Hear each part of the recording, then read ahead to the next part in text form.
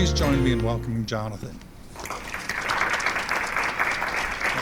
Thank you. Thank you, Murr, and thank everybody that's here this evening.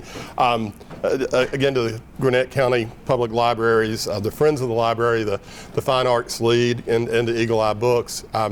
What a warm, very, very Southern reception to walk in and find all this magnificent food. I mean, you know, anytime more than one of us gather, even when one of us gather by myself, there's food. So it was just wonderful, and I'll tell you, it's heartwarming to me that that all of these things that you made came from my cookbooks, and they were the recipes were from loved ones, many that have been passed down for many generations, and I haven't been able to sample all of them. I just had a physical this past month, and I am in trouble with my doctor. So you can see I enjoy eating. I'll keep standing behind the podium so you don't see all from behind here, but the food, I did have the pimento cheese sandwiches that were just magnificent. The lemon crisp cookies everything is great, and they all look beautiful. I took a picture of one of them, the Pat Hackney's Savannah Squares, and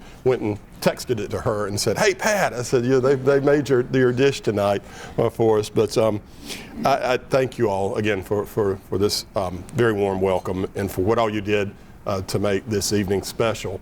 In the coconut cake that Merwin made, I've bid on, and I don't know when the bidding closes, but I'm going to scoot over there after I finish with this, because I cannot make, I can make the cake. The cake is something that I could do. I cannot do a 7-minute frosting, and so if I am the winner, it's going in the freezer, and I'm going to keep it until Christmas and serve it for family. So, but anyway, if somebody outbids me, it goes for a good cause. So please go bid high, and don't worry about me.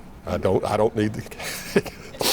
Well, Cook and Celebrate has been a natural progression for me in terms of writing. I never thought that I would ever write a cookbook. I've always enjoyed writing as a child, but growing up, I didn't know that would come about. My first book was Rise and Shine, and it is recounted my life's journey through food. It's kind of almost like a culinary autobiography. And the reason why I wrote it at the time, and I put the effort together, because my day job, my real job, that is as a nonprofit executive right now. I serve as the director of development for the State Botanical Garden in Athens for the University of Georgia, and travel a good bit. I'm gone a lot, but a little of to cook when I get home. But I never thought that I would write a cookbook.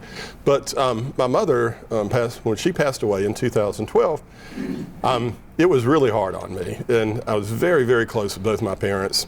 It was one of those, when we talk about progressions, you know, as a child, they were pretty firm parents, very loving, but very firm. But as I got older and I became an adult, they became my friends. And the loss of them was really hard. But I had a group of ladies over one evening for dinner. It was their supper club. Kind of a long story there I won't go all into, but one of their homes was being renovated. They couldn't host. They asked me to do so. And I gave them some of the recipes and dishes that I enjoyed and some of the stories behind them. And they said, "Jonathan, this is really good. You need to pursue this and continue with it." And I did, and it produced this book. But wrong way. And this is my mom, and talk about her. You can see she is making homemade biscuits. You got the white lily flour, and the buttermilk that is there is whole milk buttermilk.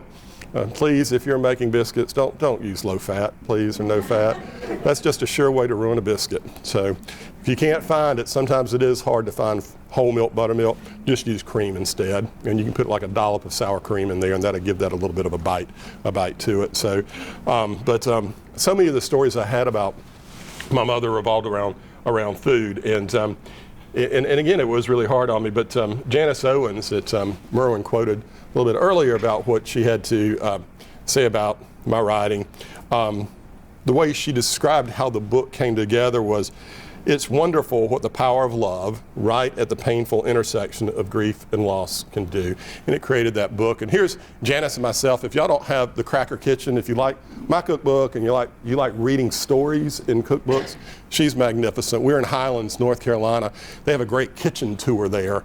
where authors come in and they make something out of their cookbooks, and people tour the kitchens and of the homes. And my Aunt Polly's chocolate macaroons in the pack, I was just telling someone, I made 600 of those for that thing one day. And you got to get, they're easy to make and they're quick, but they're quick. And you got to get those little babies out of that pot before they start to stiffen, or if not, they're just they're gonna fall apart. Now the way the book got its name was actually from my father there we are. And that's my daddy and myself in our front yard in Perry, Georgia. I was 4 years old. We really grew up with farm-to-table food. We garden, we put up our vegetables and our fruits and things. And the way we got all those fruits and vegetables and such was we picked them a lot ourselves. And I was, as a kid, I was put to hard labor doing that in the summer times, and of course when the harvest time was. And they were, my father, he had this really kind of wicked sense of humor, and he would come into my bedroom before dawn for us to go pick these vegetables. He would sling open the door, he'd fling the light on, and he would sing out, "Rise and shine and give God your glory." And then he would just snicker and laugh because he just knew it really did not set well with me. I did not want to be up there, because being in a tomato patch in July in Georgia for more than an hour is hot. And he made me wear long sleeves and long trousers. And anyway, I had some very unchristian thoughts about my father on those mornings, but I would give anything to be back picking a bucket of figs right now, or shucking some corn with him. So with that book came a speaking engagement across the South, went to many places. I actually came here for my second one, and I'll tell you a little bit more about that in a few minutes. But when I went on that tour, I heard from many people in the audience, like you all here today, about your own stories and about what made food and memories so special around food. And there's another book in me, and I call that one Cook and Tell. And it is where just a collection of people, some of my recipes, some of my stories, but a lot of from other people from across the South. And one of my good friends, Catherine Rigsby, here in the audience tonight, there's a whole chapter about she and her mother and her grandmother and some of their stories and the special recipes that they had. And it was really, really wonderful. Well, I went on a tour with this one, and I believe that's the book that I spoke here with Mary Alice Monroe with back a number of years ago. And also people made that was a luncheon, I believe, Denise. And so we were here, and I was talking about this particular book and such. More that I heard too, the things that kept coming through my mind in hearing was that so many of the foods that we had surrounded the holidays and those special times that combined food and friendship and family. And so that's how Cook and Celebrate came about. So it has been kind of a natural progression. This book was it was easy in one way to put together, but it was really, really difficult in another, in that I love good food. I love a good bourbon or two. I love having wonderful friends and company to be together with, and I can tell story after story about food and memories. But with that big inventory that I had of all this, all these things that I could write and share, my books are only so big. Mercer University Press, who puts them together, does not give me unlimited page space. And so I had to actually send this back 3 times. Like, take this, you got to take this out, you got to take that out. So that was the hard part, was deciding. There were some things I knew had to go in, but there may be some things, if you do buy the book and you read through it and you think, well, why didn't he include that? Please don't think there was an addition I didn't like or I didn't think appropriate. I just didn't have room. So the presentation of what I'll talk about tonight with you all is chronological with the book, and the with the book is starting off with the holidays, and we start off with New Year's. And I can't think of a better way to start it off with the words of Robert Burns' Auld Lang Syne, which is this poem about old friends who come together for a drink, share warm memories, and recall their adventures. And the last stanza of Auld Lang Syne really encapsulate what Cook and Celebrate is all about. And there's a hand, my trusty friend, and give me a hand of thine, and we'll take a right goodwill draught for all lang syne. So, now, New Year's is probably has probably the most solid food traditions in the South for a holiday. I mean, there's some of those things are just absolutely set. Now, I start off with, on this menu, Carrie's Soul Food Smothered Cube Pork. And Carrie was the lady that was like my grandmother that raised me. And this is a dish that is cubed pork that's lightly battered. It's fried to just brown. You set it aside. Have some little chopped up onions in there, make a little gravy with some chicken stock, pour it back over. It's just like cube steak, but you make it with pork, and it's really, really good. Hoppin' John, collard greens, New Perry Hotel shredded sweet potatoes. Anybody remember the New Perry Hotel in Perry and how fabulous it was? This is an incredible dish where you shred the potatoes. You make a simple syrup with sugar and some pineapple juice, and it's baked, and it's just really, really very, very tasty. Cornbread and a chocolate chess pie here. Now, the belief behind these dishes, y'all all probably know, is because of eating them is supposed to bring financial security and prosperity in the next year. The collard greens is for green money. The Hoppin' John is for the brown of coins, and you have the cornbread that is gold, and so the color of gold, so they're bringing gold. Well, I want to focus just a second here on Hoppin' John. Now, the way I make my Hoppin' John is not with black eyes like a lot of people do, but when I moved to Savannah 30 some odd years ago, so many of the people there in the low country use little red peas or field peas. And what I do is I cook those separately, got those in a pot. I have my mirepoix, celery, and carrots and onions, put in a big ham hock, some chicken stock, and I cook the peas until they're done. And it makes this wonderful, rich, brown, just delicious broth. I drain that broth out and set it aside to cook my rice in. So instead of cooking your rice in water, you cook it in that wonderful broth, and then you fold that back into the peas, and you get your Hoppin' John. Now, Hoppin' John supposedly was named after an elderly African-American gentleman that was in Charleston, was apparently crippled, and he sold peas and rice in the streets of Charleston. There's a number of peas, little brown peas that you can find. If you see some out there, you better go get them now because they sell out quick before New Year's. Dixie Lily brand's one. You can get Camellia online that's out of New Orleans, which I love to use for my red beans and rice, and Marsh Hen Mills from Edisto. There's a number that you can get. I also wanted to tell you, that there's a choice of meat on New Year's has traditions too. We don't talk about that as much. You do not eat chicken or fowl on New Year's Day, supposedly, because chickens scratch backwards for their food. And if you eat chicken, your fortune will go backwards. But pigs, on the other hand, root straight forward for their food, which will move your fortune forward. So that's one of the things. I don't know if y'all ever heard this. I'll go. Next is St. Patrick's Day. These are two of my friends. The menu that I have here is from their family.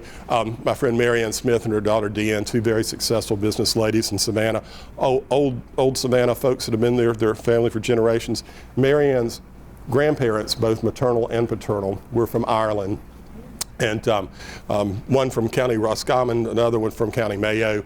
And it's a wonderful Irish heritage. But every year they have this magnificent Irish meal that actually Southern Living did a wonderful article about many years ago.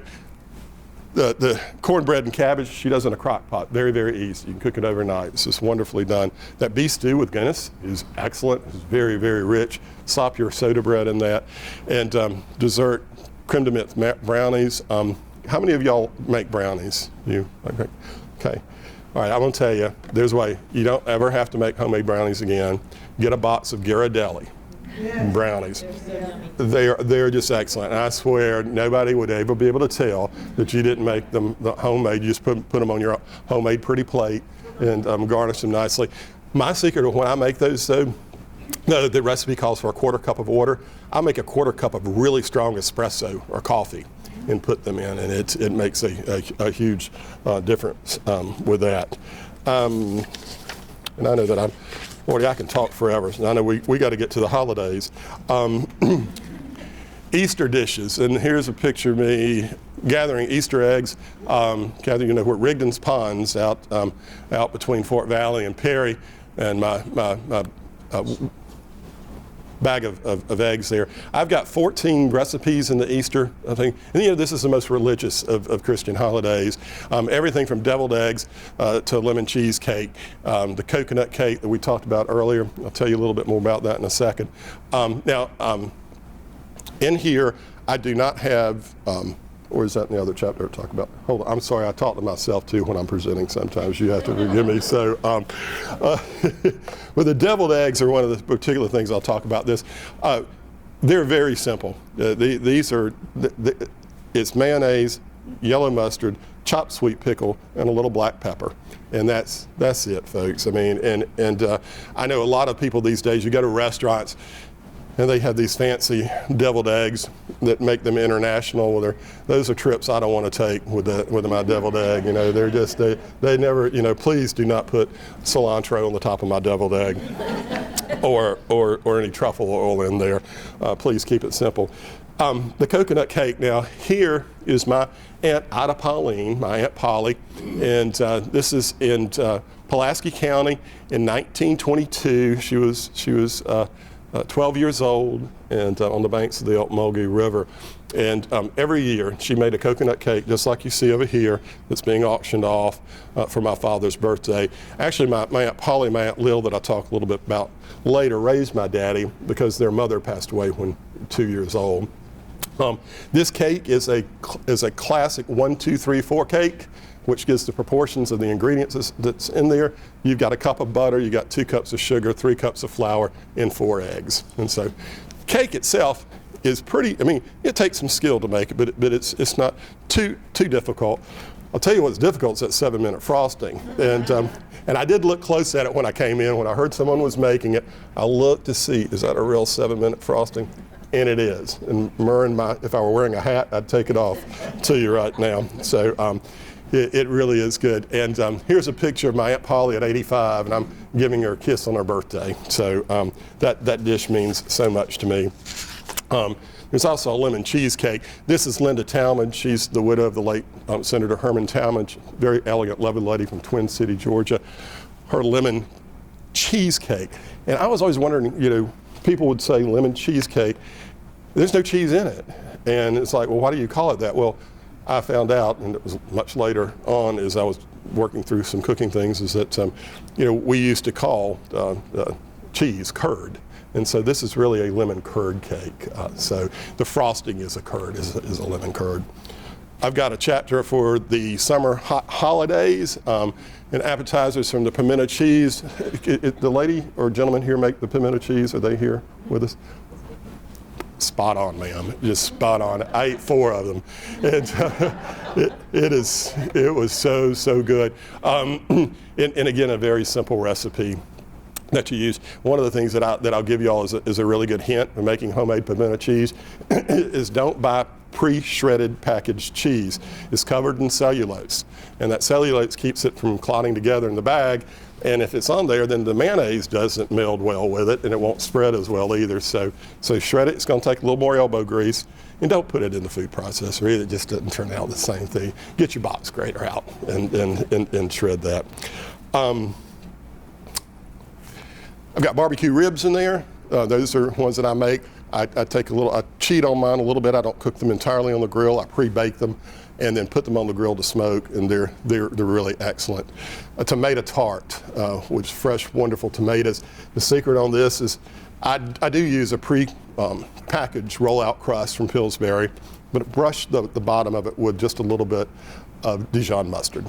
And it is really, really good. This fresh thyme, little Parmesan cheese that's in there, and a little bit of mayonnaise. I find a lot of the recipes these days for tomato pies, a lot of mayonnaise, you can't taste the tomatoes, but this is really good.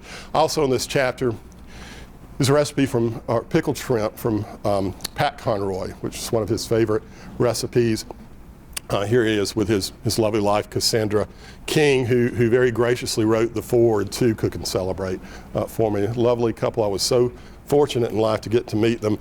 And Pat was quoted as saying that When a good friend dies, he takes 3 pounds of pickled shrimp to the mourners. When a great friend dies, he takes 5 pounds. When he dies, he fully expects all the shrimp off the coast of Beaufort to be cooked and pickled that day. So, the sad occasion, but beautiful occasion, I was invited to his wake.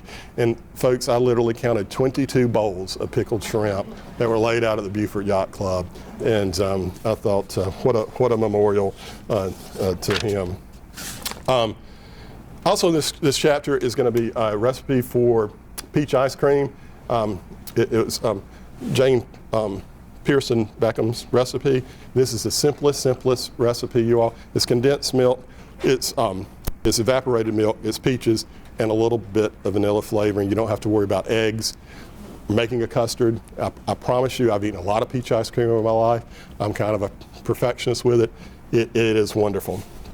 Your next holiday we got coming up is Halloween. That's my husband Tom and I at a party in Savannah, and that is a lampshade he's wearing. It did light up. You just pull the tassel on that.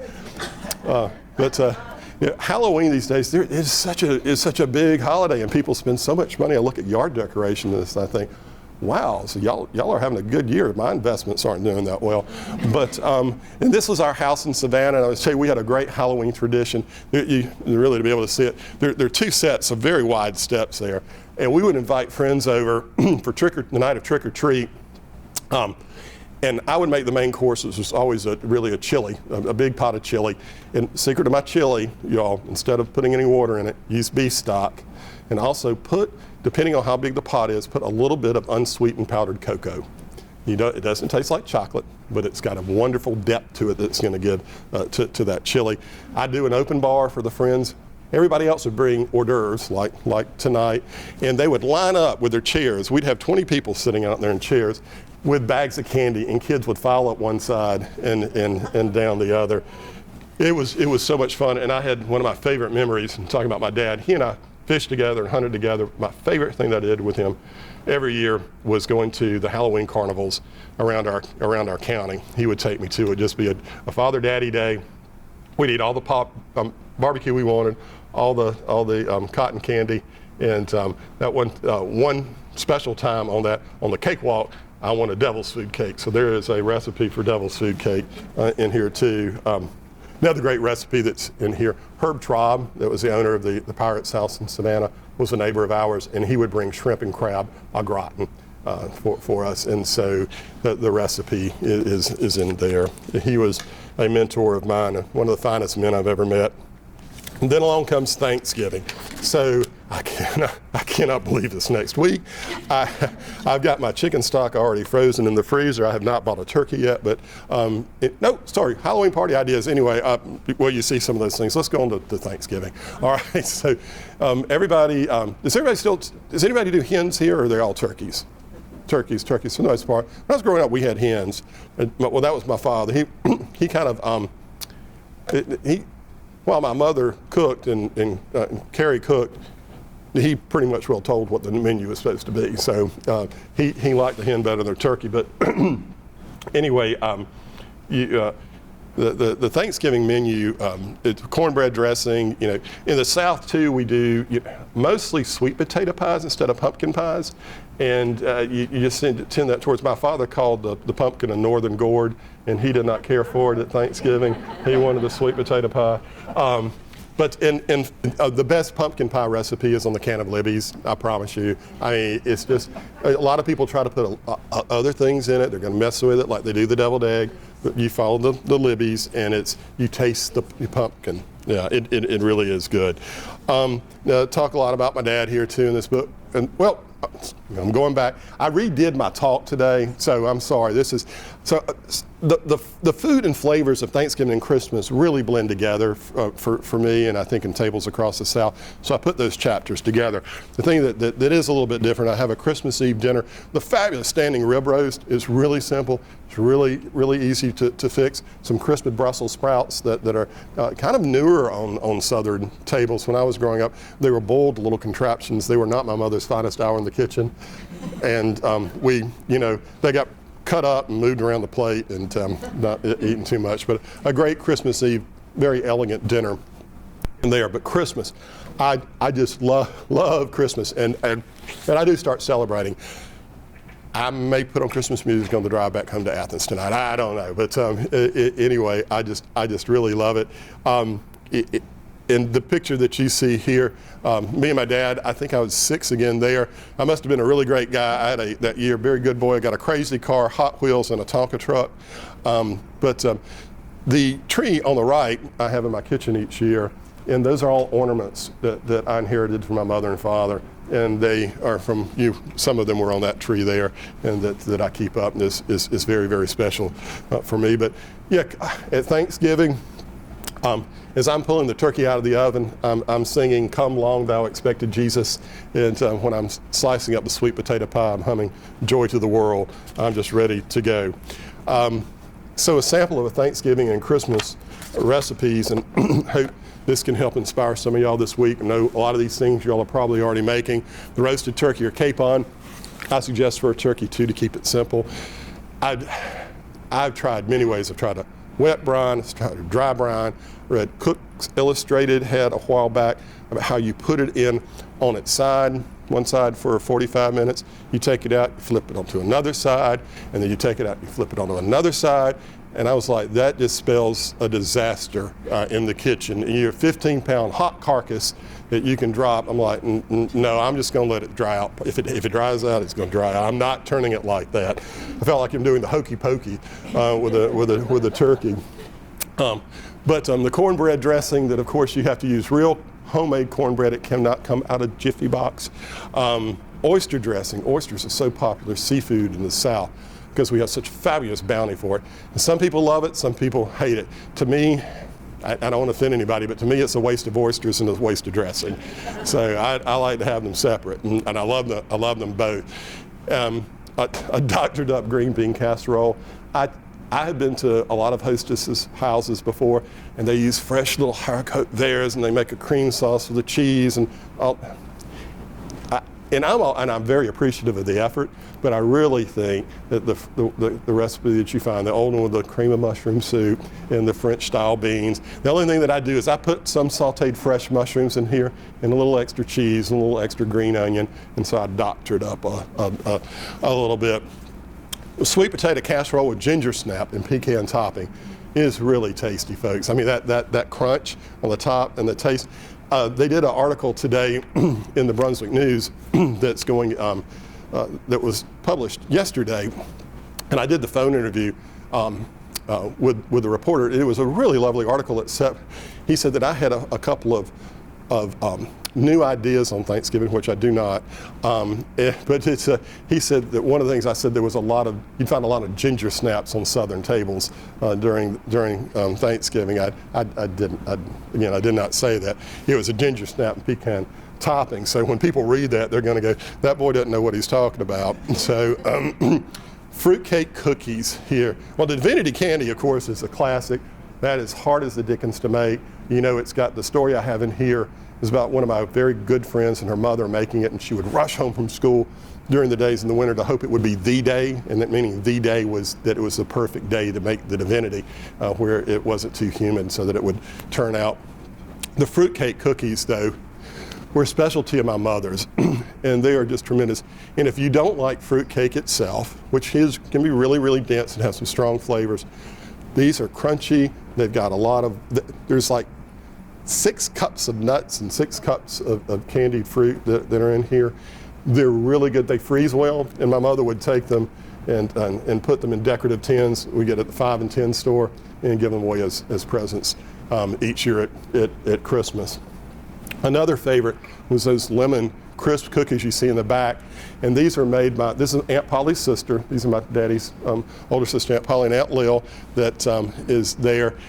1952 with her daughter Joyce, and she was just like a grandmother to me. And the lemon jello cake on the back table back there was her recipe too. And I talked about how Aunt Polly would bring the coconut cake each year to Daddy for his birthday. Aunt Lil would bring a lemon jello cake, and they were the sweetest, kindest, loveliest ladies I've ever met in my entire life. Aunt Lil I never Not that wearing pants doesn't make you nice, but I'm just saying I never saw her in a pair of slacks. I mean, she always had a dress or a skirt on. She lived to be 98. My Aunt Polly, as I said earlier, I think I told you, she lived to be 108. Those are, she was at 108, and how much long do I have, Denise? Oh, okay, all right, well, I won't go the full 20, but just to tell a wonderful story about Aunt Polly from earlier. When she was about 105, I stopped by her house one day. She was living with my first cousin, Joyce, who was 80 at the time. And she did tell me at one point, she says, Johnny, you know I love my mama, but I hope I outlive her because somebody's got to take care of her. But her son helped as well, and they had help in the house. It was fine. But Aunt Polly was having a little bit of dementia. And I came and I sat at the breakfast table with her, and she was feeding herself and doing fine with that. My cousin said, Mama, she said, Johnny's here. And Aunt Polly just kept eating. She says, Mama, Johnny's here. She kept eating. Well, then she said, Mama, John Jr.'s son, Johnny is here. And when she said my daddy's name, she looked up at me and her eyes just lit up.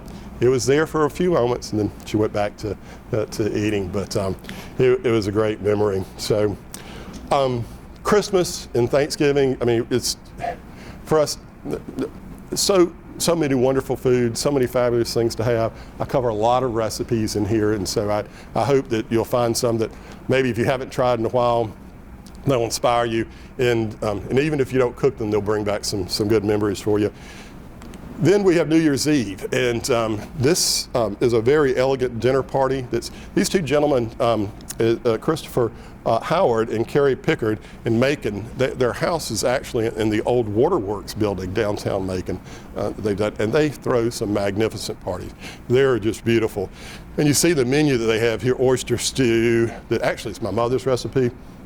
Secret with the oyster stew too, don't put too much in it again, and don't overcook the oyster. I mean, the oyster cooks so very quickly, and once you overcook it, there's nothing you can do with it. I mean, it's ruined. I mean, it's chewy. It just tastes like, yep. Anyway, so it's not good, and you waste a lot of money. So you have to watch it really, really carefully. Baked quail stuffed with pate, the roasted rainbow trout with green onions, and I do this for dinner parties a lot too. By the time I get all these other things together, I'm exhausted. I'm tired. And I'm not much of a good baker, and I don't care for sweets that much. I just go buy a great box of Godivas or something else and put them on a pretty platter with some champagne. Makes it excellent into your meal, and you're not having to serve a great big dessert. The second part of the book is parties and how we love parties in the South. And there's a few that I have in here. 12th night celebration kind of going on from our Christmas thing. Mary Martha Green provides some fabulous recipes in here. One's for a grit tart with a crawfish cream on top of it and a smoked salmon cheesecake. She has a big party every year, probably 200 people she cooks for, has from her home in Beaufort. She has a fabulous book out too. Cheese Biscuit Queen Tells All, and it's a wonderful jaunt through cooking in the South. These are scones here, and Tom and I, for many years, had a party, a Christmas Eve tea. And sometimes we couldn't have it on Christmas Eve because there was a conflict, but during Christmas, and people would come over and I'd make special dishes that you would have for tea with little finger sandwiches and some little custard cups, and I'd make scones. And there's a recipe in here for this wonderful chicken terrine that you make and unmold, and in the middle of it you put cranberry jam and serve it with crackers, and it's really very good. A scone, you all, really is nothing more than a sweet biscuit.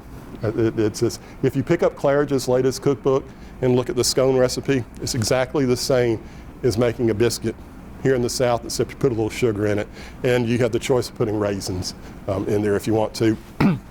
I call mine Southern scones because I make it with white lily flour, and also I take those raisins and I soak them in bourbon before I put them in there. No. They really are good. I mean, they're with some clotted cream, and I do make I love making marmalades now too, and tangerine marmalade is the easiest to make because the skins of the tangerine, you don't have so much pith. They're so easy to peel, and it's really good. Then I got another chapter on oyster roast, fish fry, shrimp bowls, and wild game dinners. Because so many of us love a good fish fry in the South, a low country boil down the coast, and oyster roast. Can't wait. Saturday I'm going to this big oyster roast in Savannah. It's on the marsh, and it's supposed to be cold, so it's going to be perfect. I love to fish too. I caught this 5-pound baby on a creek in the panhandle of Florida this past year. And for those of you that know fishing, y'all, I got it on a number 8 hook. And a number 8 hook is meant to catch little small fish with. The bigger the number for the hook, the smaller the hook. You know, the smaller the number, the bigger the hook. I was fishing for brim. I was just trying to catch 5 or 6 to fry up for supper, and I pulled that in. And 2, I got it on a night crawler worm. So I was ecstatic, and I was ecstatic that I got a picture of that. I didn't drop my phone in the water. Anyway. See, I read this a while back, and I'll share it with you too. It's just kind of a little funny. Speaking of fish fries and wild game dinners, do you all know the difference between a northern zoo and a southern zoo? Well, in a northern zoo, there's always a plaque listing the animal's name, and then another listing its Latin name. While here in the South, there's a plaque listing the animal's name, and then there's another plaque with a recipe of how to cook it. So, yeah, because we love to, we have that. There's a pan. This is my grandmother's deep dish iron skillet, and I'm frying some fresh dove breasts that are in there. Very simply done, salt and peppered, floured lightly, peanut oil, and you can make a gravy with it. You can put it in a pan, some more of the gravy with some rice, bake it. It'll be tremendous. I've got 5 or 6 ways to cook Devon quail in the book as well. And wild game dinners are hugely popular, you know, in the South with all the folks that we have that are hunters. There are a lot of fundraisers too. One in Savannah for the bamboo farms. They've raised millions of dollars over the past 2 decades for their big event. And this is Pat Hackney. She started that event there, and I share the picture because she's so pretty and so lovely. And she made the recipe for the Savannah squares that are in the back here. But a grande dame of cooking in Savannah, and especially about wild game. One of the things too, I'll tell y'all, if you do a low country boil and you have any leftovers, I've got a great recipe in that too, and it's for low country chowder. And what you do is you take your leftovers, take the corn off the kernel, take the shrimp out of the shell, chop the shrimp up, chop the potatoes, chop the sausage, set it aside, make a roux, put yourself in some chicken stock, put a little cream in, and then fold all those ingredients back in there and bring it to a good simmer. It makes a wonderful winter's day dinner. It's really good, and it's a great way to use those leftovers.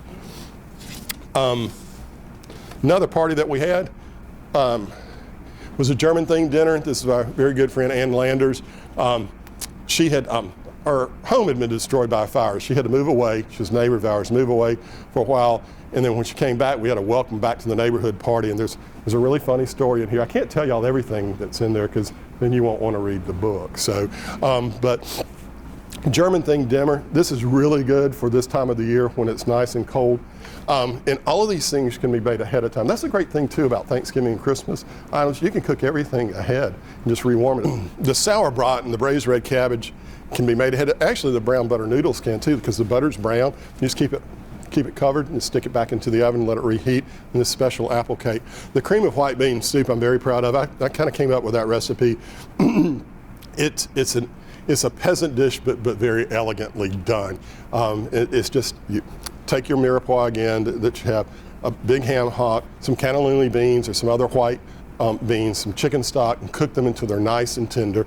Drain most of the pot liquor out of that, and take those beans when they're cooled and puree them, and then pour in some heavy cream, put it back onto the top of the stove, and bring it to just a steady simmer, and garnish with some chopped chives. And it's really, it's beautiful in the bowl. It's very tasty, and again, it's something that you can make ahead of time. Then we have, again, tailgate parties, and I mean, this time of the year with football, it's really popular. I tried to choose some things to up your game some than what your normal tailgate parties would be. I mean, trust me, I do love a barbecue, and I love chicken wings, but I wanted to give something to someone that would be a little bit different, maybe just a little bit nicer, so that people at the tent next to you have a little bit of tailgate envy. So this caramelized onion dip with chips, it is fabulous. It's on a garden recipe that I've adapted a little bit. You caramelize these onions and then put it with the cream cheese and sour cream, and then let it get nice and chilled, and it's fabulous. Pork tenderloin sliders, all of these. The sweet potato pound cake is really tasty, and that's a vintage tin that a friend gave to me with that recipe in it. The last chapter I have, it doesn't have anything to do about holidays or parties, but it's one of my very dear friends that passed away not too long ago. And she was an inspiration to me in the kitchen. She's on the right, Dottie, and that's our friend Carolyn. That was at our wedding in New York. We had a beautiful evening wedding, and they were there helping out do things.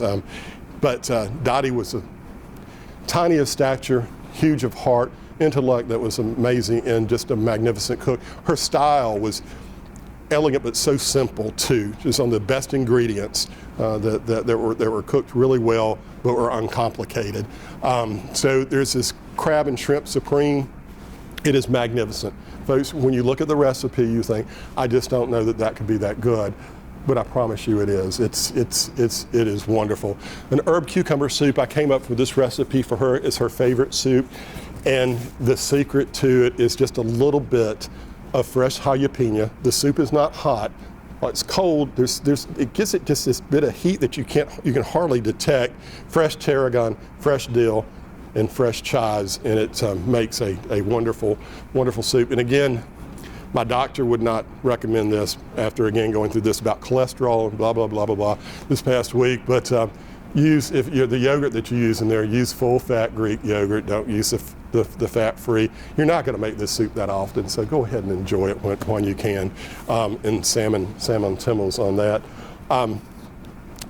I put this up here because I do work for the State Botanical Garden of Georgia. I would love for y'all to come see our Wonderland of Lights that's going on now at the University of Georgia. It's a wonderful boutique light show that takes about an hour to walk through. There's gourmet chocolates and s'mores and wine for adults and such. It's a beautiful event, and it's only an hour and 30 minutes from here. So anyway, I know and if I rush through things, I apologize. There's just a lot. There's a lot in the book. There's a lot I love to share. So I appreciate it. Thank you so much for having me. So,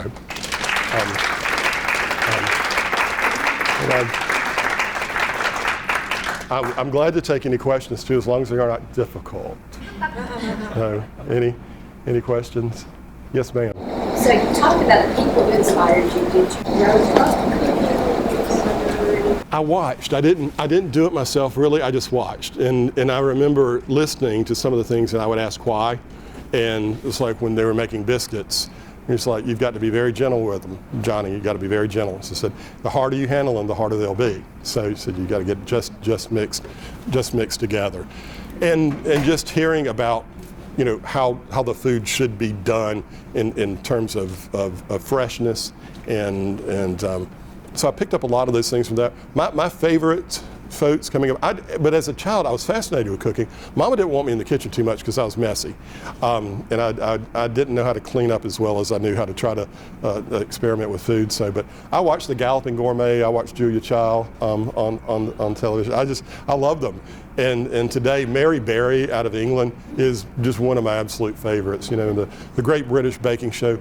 They're so nice. You watch our American food competitions, those people they're competitive and mean, and but I love that show. And Anna Gard and Jacques Papin, and Janice Owens that was on here, and some of the other Southern cooks, Natalie Dupree, that is so very, very good and fine with her food. Any others? Yes, sir. Can you make a decent biscuit with northern flour? Yes, so King Arthur flour makes a fine biscuit. Yes, And I like King Arthur flour. I do. Yeah. So when I'm a Yankee. I didn't know how to eat until I came down south. I had always used a northern flour. I needed to run out and buy white lily. So I have 7 packs. Well, white lily, there are different types of flour with the weight and such, but King Arthur, I think, universally is a great flour, and it's a wonderful company too. It really is. So. Yes, ma'am. A couple of times in the book you said use a real mayonnaise or a good mayonnaise. Yes, ma'am. What's Well, what's a real mayonnaise? real mayonnaise means that it's not low fat. Okay. Yeah, and it's not salad dressing, say, or Miracle Whip. Nothing against Miracle Whip, because I will eat it on a sandwich. But yeah, and I really don't get into the debate of whether you want Hellman's or Duke's. I just don't. Because I always, well, I did it one time and I got 2 or 3 people at me. I'm like, that won't happen again. No. So, yeah, just use real mayonnaise. Yeah. Yes. Anyway. Besides your, I won't ever eat eel. Have you ever had eel done anyway? Okay. Is there a food that you've eaten that you would never eat again? Yes, I'm trying to beets. Beets, yeah, yeah. I love beets now. When I was growing up, and oh no, they'd send me to bed without food for me to eat a beet. But now I love them. To peel them, wrap them in foil with olive oil, and a little balsamic vinegar and some good pepper and salt, and in fact, they're really good. It was that episode I write in the first book about catching an eel, and it scared the hell out of me. I thought it was a snake, and it would never We have a delicacy in Germany where smoked eel Yes, for ma'am. New Year's. Yeah, and I've read that, and people love them. It's something up here. It was. Didn't see them running while they were alive. That's why they're so good. Yeah, a lot of people do love them, and I understand their taste. It's just that memory that I haven't been able to get past these years. Yes, ma'am. I was raised in South Louisiana, like south of New Orleans, and my grandfather was a fisherman. And normally, and they lived down the bayou. Normally, if I was at their house and I wanted to fish, he'd give me a cane pole to fish with. Yeah. Well, on this particular day, I guess he was, I guess because he loved me or some reason, I don't know. He gave me this good rod and reel. Oh, okay. And so I was standing on the bank of the bayou and I was fishing and I pulled it up and it was an eel. And I went, a snake! And I threw this brand new rod and reel.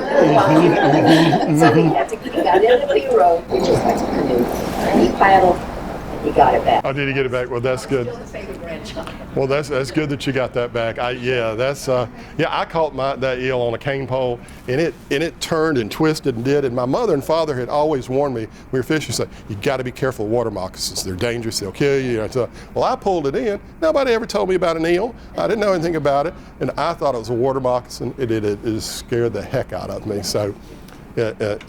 Anyway, but there's no difference between me eating an oyster and eating an eel. It's just, again, it's psychological. So, well, this has been wonderful. If there's no other questions, I very much appreciate it. Thank you all. And if you like, I'd be happy to sign books for you. Thank you.